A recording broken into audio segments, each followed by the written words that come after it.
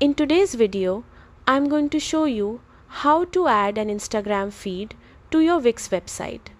This is a great way to showcase your posts or curate content, keeping your site dynamic and engaging. Start by opening your Wix editor and having your site ready. On the left side, locate the Apps or App Market panel. This is Wix's store for tools and integrations.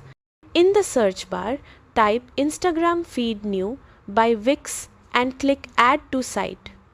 This installs the widget on your page, ready to customize. Next, click on the feed widget and select Settings or Account Settings. Here, you'll connect your Instagram account. Make sure it's a business or creator account, as personal accounts won't allow this integration.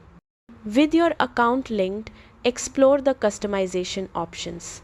You can choose the layout, spacing, and design to match your site's look. Decide which content to display: images, captions, or other visuals, and preview your changes to make sure everything looks perfect. Finally, click Publish. Your Instagram feed is now live, and updates on Instagram will automatically appear on your Wix site. This keeps your website fresh and engaging for visitors. And that's it.